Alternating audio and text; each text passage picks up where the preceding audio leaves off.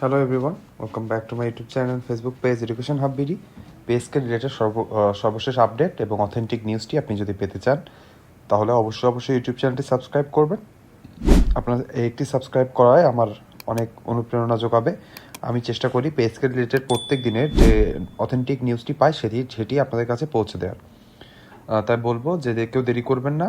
কেউ যদি সাবস্ক্রাইব না করে থাকেন তাহলে অবশ্যই সাবস্ক্রাইব করবেন, ভিডিওটিতে একটা লাইক করে দিবেন এবং আপনি আজকে যে টপিক নিয়ে আলোচনা করবো তার সাথে একমত হচ্ছেন কিনা সেটা কমেন্ট বক্সে লিখতে ভুলবেন না। তাহলে চলুন দেরি না করে আমরা মেন ভিডিওতে চলে যাই।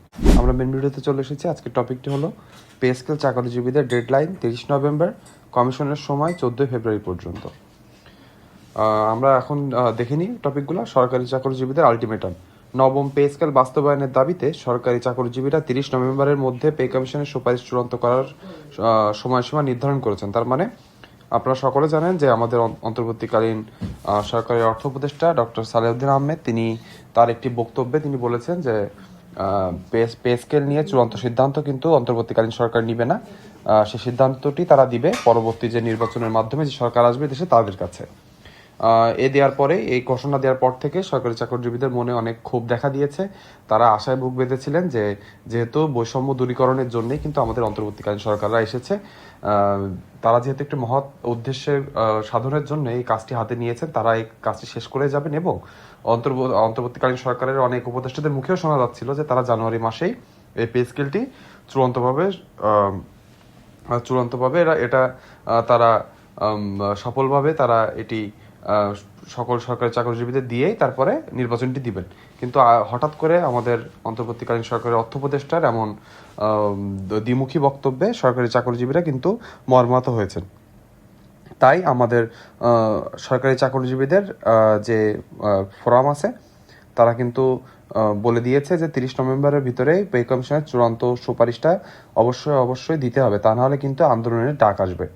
তারা জানিয়েছেন নভেম্বরের মধ্যে সুপারিশ জমা না পড়লে 15 ডিসেম্বরের মধ্যে তা বাস্তবায়নের দাবিতে কঠোর আন্দোলনের প্রস্তুতি নিচ্ছেন। তার মানে 30 নভেম্বরের ভিতরে পে কমিশনকে তার চূড়ান্ত সুপারিশ দিতে হবে এবং সেটি যদি তারা না দেন এবং 15 ডিসেম্বরের ভিতরে চূড়ান্ত সুপারিশটি যদি তারা বাস্তবায়নের দিকে না যান তাহলে কিন্তু 15 ডিসেম্বরের পর থেকে সরকারি চাকরিজীবীরা পুরোদমে মাঠে নেমে যাবে। সরকারি চাকরিজীবী সংগঠনগুলো জানিয়েছেন ডিসেম্বরের থেকে ধাপে ধাপে কর্মসূচি ঘোষণা করা হবে, যা প্রয়োজন হলে দেশব্যাপী অবস্থান কর্মসূচিতে রূপ নিবে। তার মানে বুঝতে পারলেন তাদের কিন্তু একটা বড় আলটিমেটাম তারা আগে দিয়ে দিয়েছেন। সেটি হলো যে সরকার যদি ভ্রুক্ষেপ না করে এবং সরকারি চাকরিজীবীদের ন্যায্য দাবিটি যদি না মেনে নেন তাহলে কিন্তু এই আমাদের সরকারি চাকরিজীবীদের যে আন্দোলন সেটি কিন্তু ধাপে ধাপে বড় হয়ে যাবে এবং সারা দেশব্যাপী কিন্তু অবস্থান কর্মসূচির ডাকও আসতে পারে। কমিশনের অবস্থান ও সময়সীমা। নবম পে কমিশনের সদস্যদের মতে তাদের হাতে কাজ শেষ করার জন্য আগামী বছরের 14 ফেব্রুয়ারি পর্যন্ত সময় আছে। পে কমিশন বলতে চাচ্ছে যে সরকার যেহেতু আমরা জানি 15 ফেব্রুয়ারির আগ পর্যন্ত অন্তর্বর্তীকালীন সরকারের সাধারণ মেয়াদ ধরা হচ্ছে, কারণ তারা বলেছে যে তারা এর ভিতরেই হচ্ছে আমাদের জাতীয় সংসদ নির্বাচন দেবে। এই জন্য সেই পর্যন্ত আশা করা যায় তাদের সময় রয়েছে। এই জন্য পে কমিশন বলছে যে তাদের হাতে 14 ফেব্রুয়ারি পর্যন্ত সময় রয়েছে। কমিশনের কাজের মধ্যে রয়েছে বিভিন্ন মন্ত্রণালয়, বিভাগ ও দপ্তরের মতামত গ্রহণ, পর্যালোচনা ও চূড়ান্ত সংকলন। আমরা ইতিমধ্যে জানেন যে সরকার কিন্তু বিভিন্ন সংগঠন এবং বিভিন্ন সমিতির সাথে বসে তারা অনেক প্রস্তাব নিয়েছেন। সে প্রস্তাবগুলো কিন্তু তারা এখন পর্যালোচনা করছেন এবং এর ভিতরে কোনটি বাস্তবসম্মত এবং মানসম্মত একটি পে স্কেল হতে পারে সেই নিয়েই কিন্তু চূড়ান্ত আলোচনা চলছে। কমিশনের এক সদস্য জানিয়েছেন নভেম্বরের মধ্যেই সব কার্যক্রম শেষ করার চেষ্টা চলছে এবং ডিসেম্বরের মধ্যে চূড়ান্ত প্রতিবেদন জমা দেওয়ার পরিকল্পনা রয়েছে। তার মানে কমিশনের কিন্তু একটি গোপন সূত্রের মাধ্যমে এটি জানা গিয়েছে যে তারা কিন্তু সকল কার্যক্রম নভেম্বরে শেষ করবে এবং ডিসেম্বরের মধ্যে যারা চূড়ান্ত প্রতিবেদন সরকারের কাছে জমা দিয়ে তাই যাবে।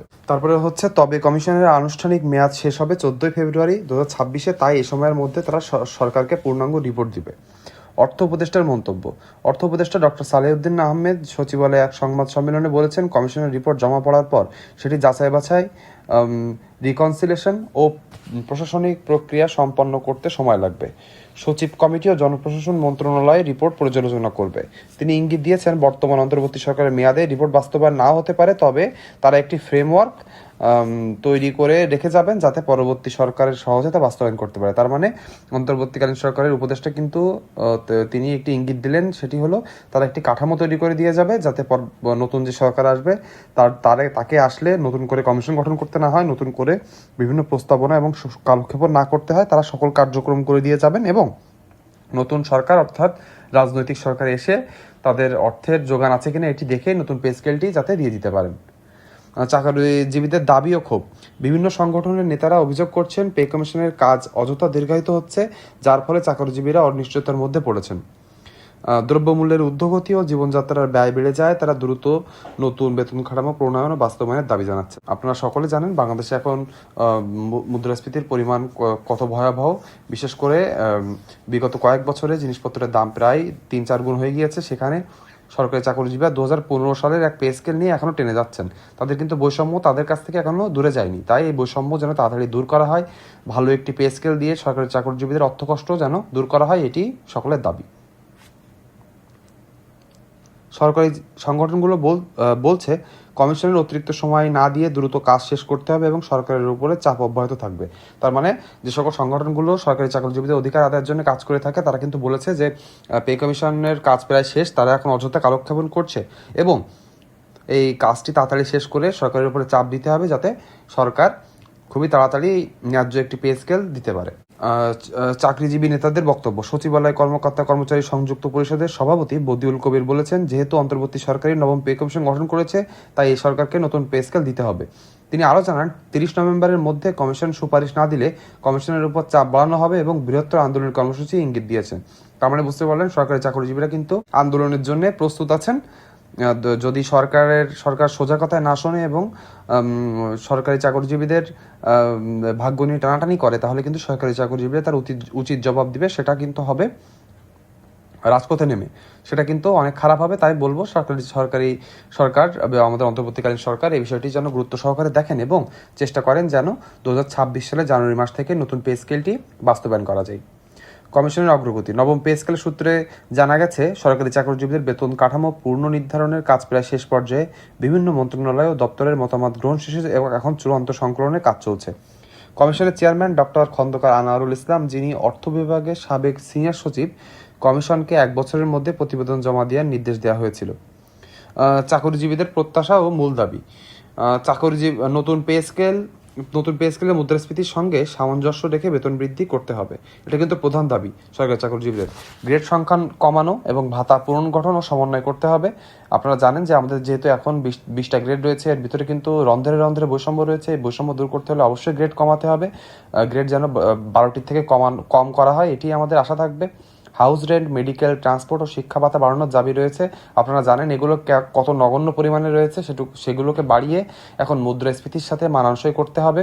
অনেকে আশা করছেন এবারের কমিশন নিম্ন ও মধ্যম আয়ের সরকারি কর্মচারীদের বিশেষ সুবিধা অন্তর্ভুক্ত করা হবে। সার্বিক প্রেক্ষাপট জেনে নিব। বছরের শুরুতে নবম পে কমিশন গঠন করা হয় এবং রিপোর্ট জমা দেওয়ার জন্য 1 বছরের সময়সীমা নির্ধারণ হয়। তবে সময় পেরিয়ে গেলেও এখনও চূড়ান্ত রিপোর্ট জমা হয়নি, যা সরকারি চাকরিজীবীদের মধ্যে অসন্তোষ বাড়ছে। কমিশন ও সরকারের পক্ষ থেকে ধৈর্য করার আহ্বান জানানো হলেও কর্মচারীরা ডিসেম্বর থেকে মাঠে নামার হুঁশিয়ারি দিয়েছেন। এটাই হলো আজকের নিউজ। আপনারা জানতে পারলেন যে সরকারি চাকরিজীবীরা কিন্তু কোনোভাবে বসে নেই, তারা তাদের অধিকার আদায়ের জন্যই চেষ্টা করবে। আর সরকার যদি ভালো কথায় মেনে না নেয়, তাহলে কিন্তু বৃহত্তর কর্মসূচি আসবে, এক দফা এক দাবিতে চলে যাবে। তখন কিন্তু পে স্কেল কোনো না কোনোভাবে সরকারকে দিতেই হবে। আমরা কোনো আন্দোলন এবং প্রতিবাদের ভিতরে যেতে চাই না। আমরা শান্তভাবে সরকারের কাছে এটি আবেদন করতে চাই যে সরকারি চাকরিজীবীদের এটি ন্যায্য একটি পে স্কেল। 11 বছর ধরে তারা কোনো পে স্কেল পায় না। সরকারি চাকরিজীবী অন্তর্বর্তীকালীন সরকার যেহেতু একটা মহৎ উদ্যোগ তাদের হাতে নিয়েছেন, তারা যেন একটি বাস্তবসম্মত পে স্কেল আমাদেরকে উপহার দিয়েই তারা ক্ষমতা থেকে চলে যান, এটিই থাকবে সকলের আশা। আজকের ভিডিওটি এই পর্যন্ত। পরবর্তী যে কোনো আপডেট পে স্কেল রিলেটেড, যদি কোনো নতুন আপডেট আসে, বিশেষ করে যদি পে স্কেল যদি বাস্তবায়ন না করে অন্তর্বর্তীকালীন সরকার, তখন কিন্তু সরকারকে চাপ দেওয়ার জন্য বিভিন্ন প্রতিবাদ এবং বিভিন্ন আন্দোলন আসবে। সেগুলো সম্পর্কে সকল আপডেট আপনি খুঁটিনাটি জানতে চাইলে ইউটিউব চ্যানেলটি অবশ্যই সাবস্ক্রাইব করবেন। ভিডিওটি ভালো লেগে থাকলে লাইক করে দিবেন এবং কমেন্ট বক্সে লিখে জানাবেন যে আপনি যদি আন্দোলন করে সরকারি চাকরিজীবীরা, আপনি তার সাথে একত্রতা পোষণ করবেন কিনা। আজকের ভিডিওটি এই পর্যন্ত। সবাই ভালো থাকবেন। ধন্যবাদ।